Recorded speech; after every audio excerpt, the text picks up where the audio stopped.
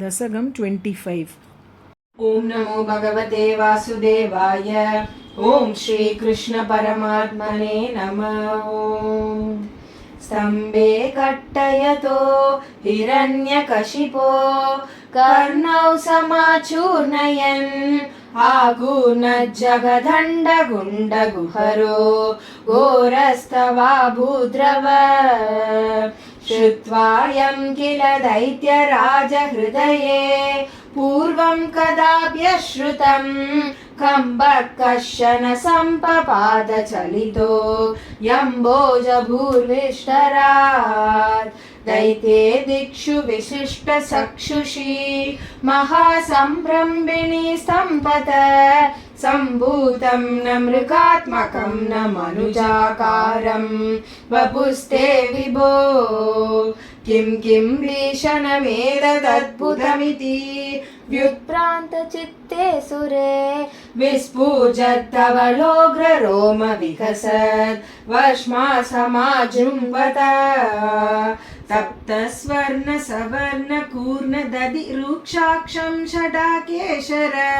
प्रोत्कम्ब प्रणिकुम्भिताम्बरमहो जीयात वेदं वपु व्याप्त महादरी सखमुखं खड्गोग्रवल्कन्महा जिह्वा निर्गम दृश्यमान सुमहा दंशायुधोटामरम् उत्सर्पत्वलिभङ्ग भीषण हनुं ह्रस्वस्तवीयस्तर ग्रीवं बीवर दोषदोद्गतनख क्रूरांशु दुर्लोभनम् व्योमोल्लङ्घि गणागणोपमगन प्रद्वाद निर्धावित स्पर्धालु प्रकरं नमामि भवत तन्नारसिंहं वपु नूनं विष्णुरयं निहम्य मुमिति भ्राम्यत्कदा भीक्षणं दैत्येन्द्रं समुपाद्रवन्तमधृता दोर्भ्यां प्रदुभ्याममुम् वीरो निर्गलितोत खड्गफलके गृह्णन् विचित्रश्रमान् व्यावृण्वन् पुनरापपात भुवन क्रासोद्यतं त्वामहो भ्राम्यन्तं दितिजातमं पुनरपि प्रोद्गृह्य दोर्भ्यां जगात् द्वारे दोरुयुगे निपात्य नकरान् व्युत्थाय वक्षो भुवि निर्बिन्दन्नदिगर्भ निर्भरगड रक्ताम्बुभक्तोत्सवं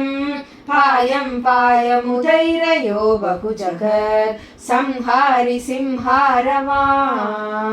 त्यक्त्वा तं हतमाशु रक्तलहरी सिक्तो न मध्वश्मनि प्रत्युत्पत्य समस्त दैत्यपटलीं शाहात्यमाने द्वयी भ्राम्यद्भूमि विकम्बितां पुतिकुलं व्यालोलशैलोत्करं प्रोत्सर्बत्कशरं शराशरमहो दुष्टामवस्थां ददौ धावन्मांसवपाकराळवपुषं घोरन्त्रमालाधरं द्वामध्ये सबमित्यरोषमुषितं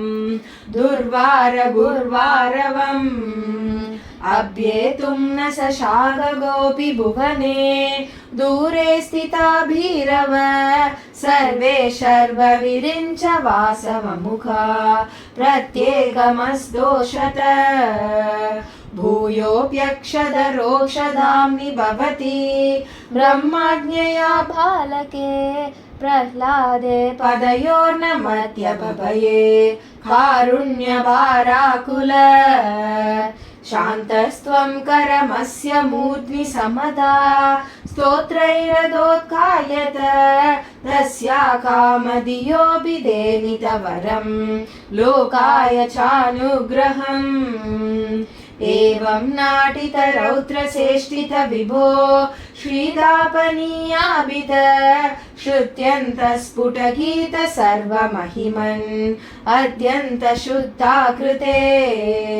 दत्तादृन्निखिलोत्तरं पुनरहो कस्त्वां परे लङ्घये प्रह्लाद प्रिय हे मरुत्पुरपते